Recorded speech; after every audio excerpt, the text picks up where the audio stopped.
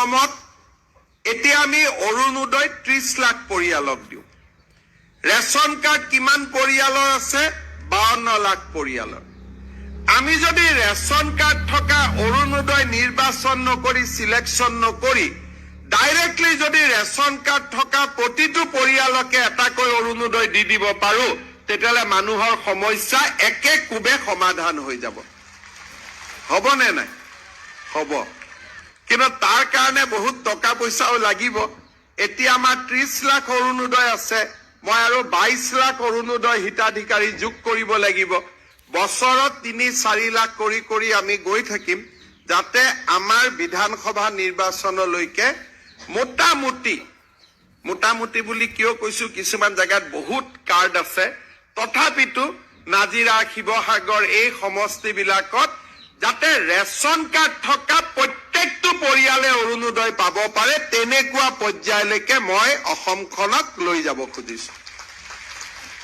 গতিকে আপোনালোকে চিন্তা কৰক যে এখন ৰেচন কাৰ্ড আমাৰ হাতত থাকিলে কিমান সুবিধা হ'ব।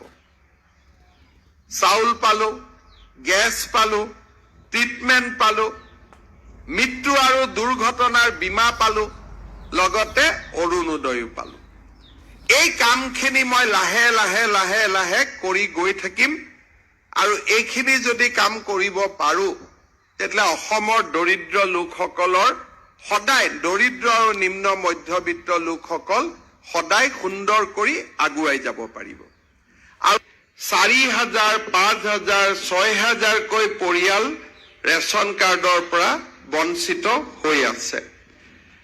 আমি ডিচি সকলক অনুৰোধ কৰিলো যে আপোনালোকে এটা সেন্সাস কৰক যে কিমান মানুহে ৰেচন কাৰ্ড পোৱা নাই। প্ৰথম আমাৰ নিয়ম আছিল, ৰণোজ পেগু ডাঙৰীয়াই ক'লে যে বছৰত 1 লাখ টকালৈকে যাৰ উপাৰ্জন, তাৰমানে মাহত 8,000 টকালৈকে যি উপাৰ্জন, তেওঁলোকেহে ৰেচন কাৰ্ড পাব। আমি তাক 2 লাখ টকালৈকে বঢ়ালো, আৰু 2 লাখ টকা মানে কিমান? যে মাহত 16,000 টকা যাৰ উপাৰ্জন। আমি অনুসন্ধান কৰিলো, আমি 6 লাখ পৰিয়াল পালো যাৰ ৰেচন কাৰ্ড নাই।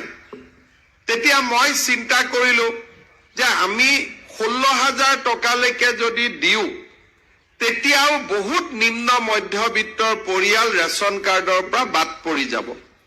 সেইকাৰণে আমি সিদ্ধান্ত ললো যে বছৰি 4 লাখ টকালৈকে যাৰ উপাৰ্জন, তেওঁলোককে আমি ৰেচন কাৰ্ড দিম। তাৰমানে মাহত 33,000 টকা। তাৰ ফলত আমাৰ গাঁৱৰ দোকানী, সৰু ব্যৱসায়, ক্ষুদ্ৰ ব্যৱসায় কৰি থকা, ব্যক্তিগত কোম্পানীত কাম কৰা সকলোৱে ৰেচন কাৰ্ড পাবৰ কাৰণে যোগ্য হ'ল। হিচাপ আহিলে, হিচাপ কৰি আমি দেখিলো যে 10 লাখ পৰিয়াল আৰু 42 লাখ জনসংখ্যা আছে যোনে এই কেটেগৰীত পৰে। আমাক অনুমোদন জনালে যে তোমালোকৰ কাৰণে ইমানখিনি ৰেচন কাৰ্ড মই বঢ়াই দিলো।